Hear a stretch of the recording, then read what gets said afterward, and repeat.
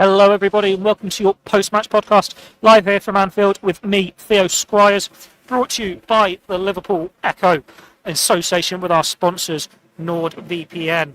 If you're looking at a mobile, it looks like the screen's gone a little bit weird at the moment. I'll have to get producer Ian to have a look at that in the morning. Maybe I'm on the wrong one. There we go, that seems to have fixed it to an extent. One or the other. If you're watching on YouTube, it looks weird on one. Anyway, we'll carry on. Liverpool haven't lost at Anfield. They've got a 1-1 draw tonight at home to Sunderland. Needed a late goal to earn a share of the spoils. At first glance, it looked like Florian Wirtz had his first Liverpool goal. It's been taken off him. It's been given to Nordi Mukulele as an own goal. But Liverpool huffed and puffed, and they get that late equaliser to earn a share of the spoils. It was another frustrating game for the Reds, really. Created very little, to be honest. They had a lot of the ball but struggled to break down a defensive Sunderland side. Alexis McAllister hit the post. Szoboszlai had a few chances from distance, but Sunderland defended well. Took the lead in the second half through Talby. It was a deflected goal. Virgil van Dijk gives the ball away. It falls to Talby. Takes it a touch, tries his luck. Big deflection off Van Dijk. Alisson stands no chance. But Liverpool responded reasonably well. Anfield was behind them. And they get a share of the spoils there, thanks to Wirtz. It was a really well-taken goal from him. Even it's being taken off him as an own goal. He gets the ball off Curtis Jones, drops his shoulder, beats two men in the box, tries his luck, and then buries it in front of the cop. Bit of a deflection, but it goes in. And Liverpool avoid defeat. Now, obviously not the result Liverpool would have wanted. They would have wanted to get 3 points here, but let's not forget how good a season Sunderland are having. If we look at the table, they're 6th. Liverpool stay 8th today? Yeah, Liverpool stay 8th on 22 points, and Sunderland have done well against some big teams this year, so they might be newly promoted, but it's still... It could be worse. We're live on YouTube, we're live on Facebook, so get your comments in. We'll be talking about 20-30 minutes here, looking back on Liverpool performance, where huffed and puffed, didn't quite get the job done, but at least it's not another defeat. When you've seen them battered by Nottingham Forest, battered by PSV, they need to do something a bit different today, and that's what they've got. Let's also give a big shout out to Federico Chiesa, who has earned Liverpool the share of the spoils as well. Brilliant defending by him late on. Sunderland looked to hit Liverpool on the counter. Isidore rounded Alisson Becker. Seemingly had an open goal, but Chiesa managed to get back on the line and block it. I'm not going to say it saved Arne Slot his job, but obviously question marks would have raised again if Liverpool had lost at home to Sunderland tonight. Big talking point here today as well. Mohamed Salah was on the bench for the second game running. How often have we said that during his Liverpool career? But he was brought on at half-time. A little bit of a lively start from him in the half. He was involved, but couldn't get a goal, couldn't get an assist. Just not quite happening for him the same way as we've seen in the past. A very bold call from Arne Slot, but he said he's got to manage his squad. Another talking point is Alexander Isak. He started up front again. Didn't really do much, truth be told. Didn't touch the ball too much. Had one shot where he cut inside in the first half, curled over the bar. Ineffective from him as he's still trying to get up to speed. We'll go through some of your comments now. Kevin says, at least we didn't fold, but a really poor performance again. Isak has to be dropped. I put more effort in getting a cuppa at half-time than he did tonight. It's just not quite happening for him, is it? Like, Florian Wirtz being at number 10 is partly to try and get him on the ball more. But Liverpool, he was really starved of service. The crosses were getting cleared, and they weren't getting it into him. Sunderland did defend well. Defended deep. It's a low block. We know Liverpool struggled to get through. And the striker ends up quite isolated because of that. It's just one of those situations Liverpool got to find a way to get involved more. It'll be interesting to see who starts up front away at Leeds at the weekend.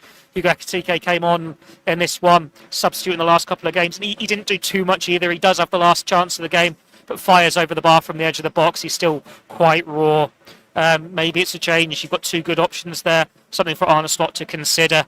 It was Cody Gakpo who was taken off at half-time for Mohamed Salah going back to that change, so we'll see if that was just tactical. If Gakpo had an injury, but if Gakpo was injured, you might have to start both of them. You might have to put Ekitike on the left and keep Isak up front. But then there's Federico Chiesa as well. More comments here. Red Bellion says, Virgil and Mo need to go at the end of the season. I reckon the club is already working on replacements. Bankrolling both is clearly turning into a giant mistake. Feels a bit much. They've still got big experience, don't they? It always happens with footballers. They might come to the stage where they can't start every week. They're not at the same high levels. this is also a Liverpool team that isn't particularly playing well at the moment. They still offer a lot to the dressing room. It's where they can find top form and still be names on that starting lineup, or if you just have them in and out the side. I don't think it's time for Virgil van Dijk to drop out the starting 11 yet, even though he's partly at fault for that Sunderland goal. Mohamed Salah, maybe you need to manage him a bit more carefully, but I'm sure he'll come again. He'll go off to AFCON in a week and a half, 2 weeks. We'll see how Liverpool get on without him, and then maybe that change of scenery will do him the world of good. Normally, after an Africa Cup of Nations, he's not at his best when he comes back to Liverpool. Maybe this is a season in reverse where he has a poor first half, then absolutely flies after an Africa Cup of Nations. Fingers crossed. Marco says we had no attacks until Salah came in. Salah, Szoboszlai and Wirtz is a must-have trio. Why have players like Ekitike and Isak? Why will we ever dare hold Virgil van Dijk accountable for his deadly mistakes? It wasn't all Van Dijk's fault, that goal. Yeah, he gives the ball away, but he's trying to pick out his teammate. The midfielder doesn't get it. It's a tricky one. My issue when you have Salah, Szoboszlai and Wirtz is there's no pace there. Like Wirtz, he's very nice on the ball, but you want him in those central areas. Liverpool, they're lacking a bit of pace, which is maybe why they're getting linked with Semenya. A bit of pace, trickery, pressing on the wing. Salah's not quite what he used to be. Maybe he'll get it back. Maybe it's just father time catching up with him. We'll have to wait and see. Praise here for Wirtz from Vusi. What intensity from him, spared in midfield with deft touches, passes, and completing it with a beautiful goal. Fingers crossed the Premier League changed their mind and give it to him, because he deserves it, doesn't he, Florian Wirtz? It was really well taken. I don't care that it was deflected. He did well. And Liverpool get a share of the spoils because of his quick thinking, fast footwork in the box. Sanzo says lack quality all game. Most of the team treated it like the ball like a sack of potatoes. Damning that, isn't it? How ironic that his Chiesa at the safe slot again, says Dave Wood. What a horrible performance, says Jan. So it's mixed reaction from you guys on the comments today. Some of you a little bit more positive than others. Well, obviously, it's another game where Liverpool haven't won, but at least it's not a defeat. At one point, it would have looked like 10 defeats in 14, but they managed to keep it alive. Obviously, we've got a few comments going, calling for the manager's head, but we've seen improvements these last two games. I know it was very negative after PSV and Nottingham Forest, understandably so, deservedly so.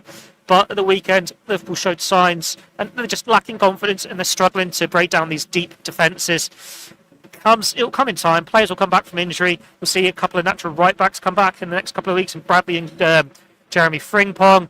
Wirtz is looking brighter. Isak's a bit up and down, but they've got Ekitike as well. Hopefully it's getting better. Like, Liverpool aren't going to win the league this year. We know that. Arsenal extended that lead week after week, but they're still pretty close to the Champions League places. Only 2 points behind Chelsea, who lost 3-1 at Leeds United tonight. It can change very, very quickly if you get a win here. It's very tight in those European places. It's just Arsenal that are running away with it.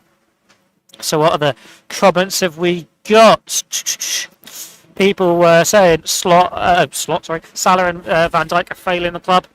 It's backfired. I feel like I said that's a bit strong. They've still got roles to play.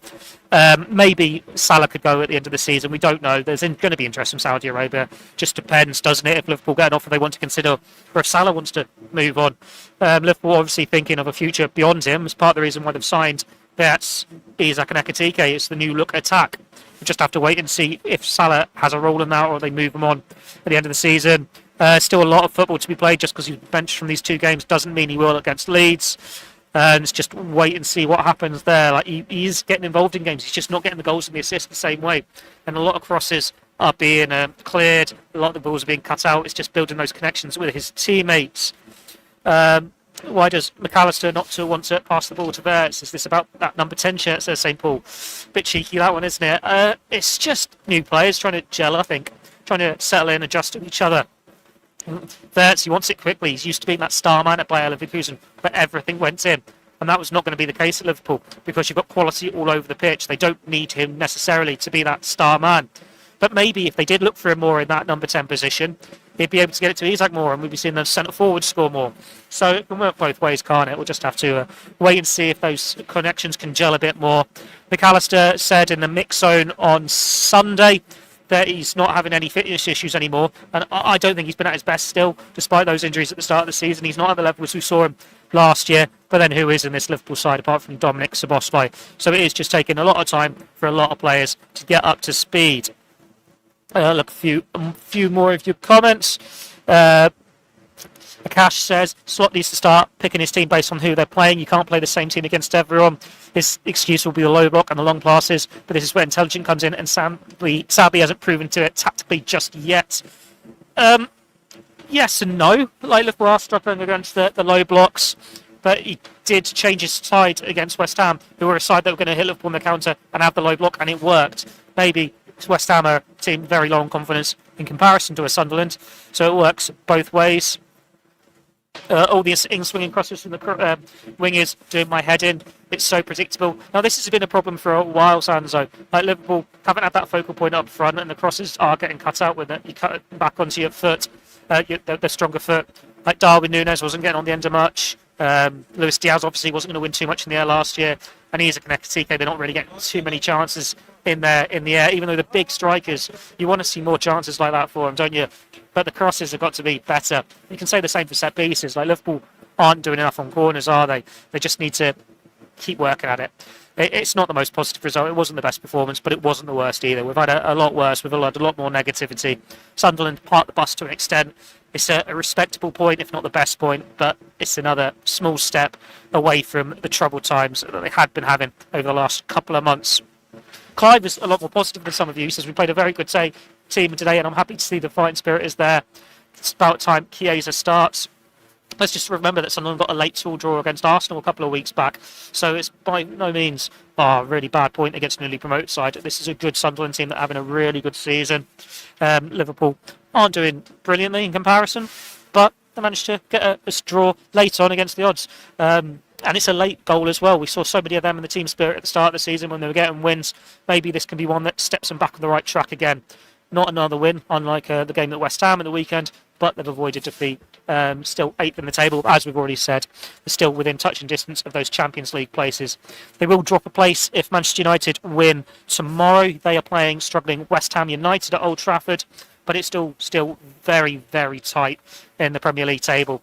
When you've got Arsenal 33 points, Manchester City second on 28, Aston Villa third on 27, and then Chelsea 24, Palace, Sunderland 23, Brighton, Liverpool 22, United, Everton 21. It is very, very tight in the top half of that table, and we're not even at the halfway point yet in the Premier League season. These games are coming thick and fast, heading into the festive period, and a lot can change very, very quickly. Have a look at the stats from this game now.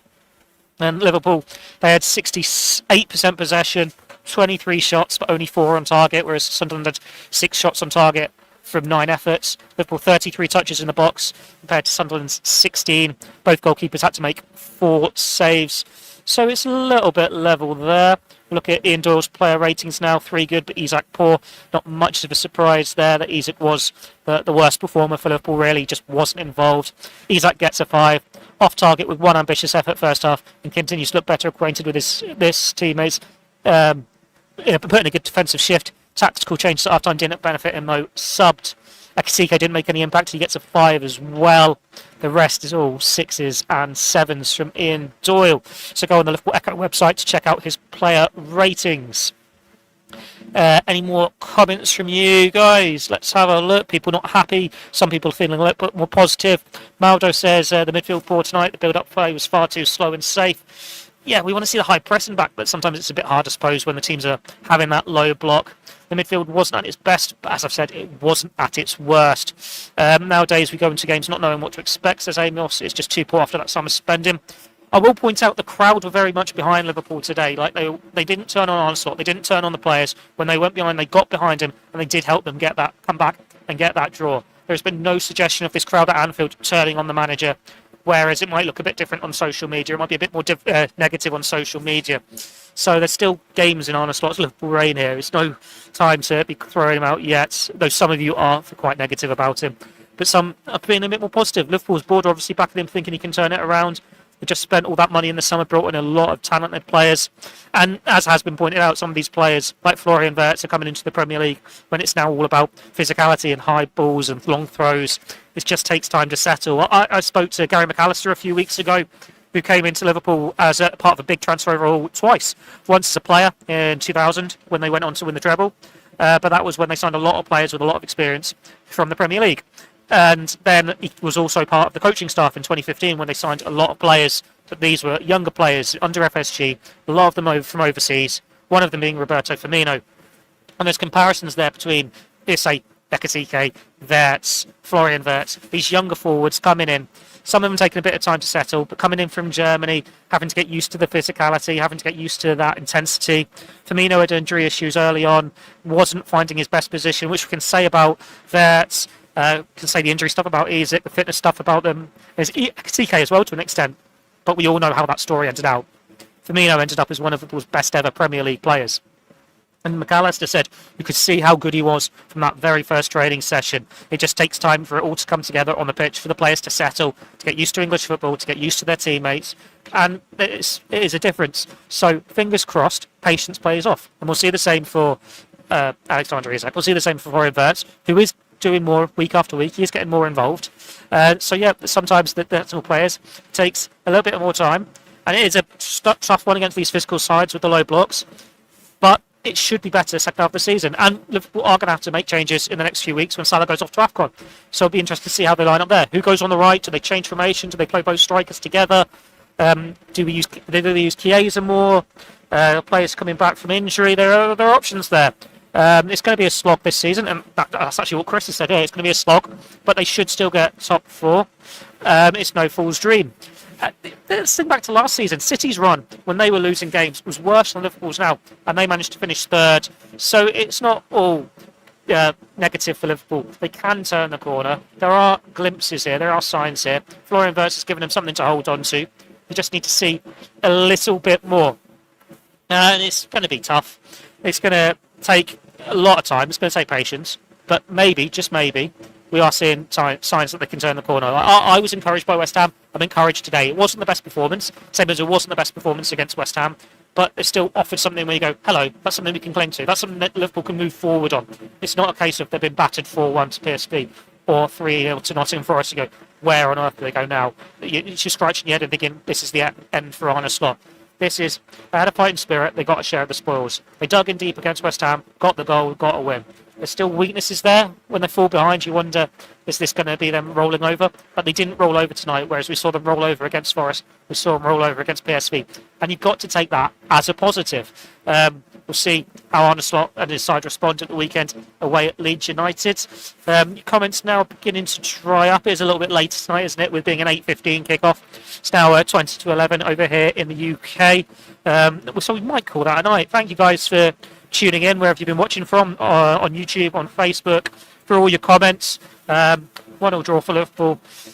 Better than we've seen in a few games recently. Keep it with the Echo website. We'll have the Paul Gorse verdict, the Ian Doyle analysis, and all the post-match reaction from Arne Slot.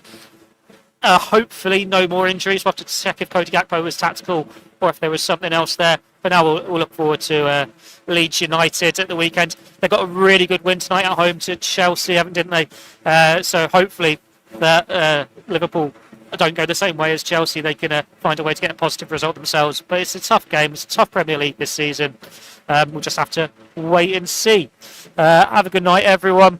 It's going to be a slog this season. We know that. We've already seen that so far this year.